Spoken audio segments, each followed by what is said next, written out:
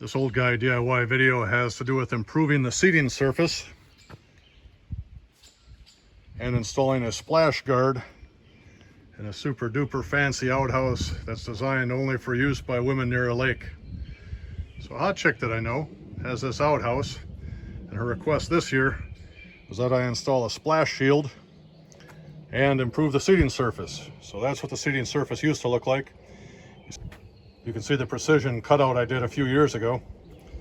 This is this year's seating surface. Very similar precision cutout, but when you put the toilet seat on it, it's all hidden. So my job today is install that splash shield, install that seat, and hopefully she'll be happier with her little life by the lake. This is what it looks like with the splash guard installed. This is what the new improved fancy seating surface looks like. So the rules in this particular outhouse are it's for chicks only. Guys have about 20 acres to pick from, many trees.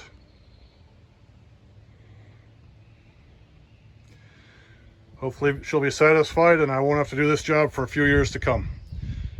Thank you for watching. If you haven't subscribed, please do, and have a great day.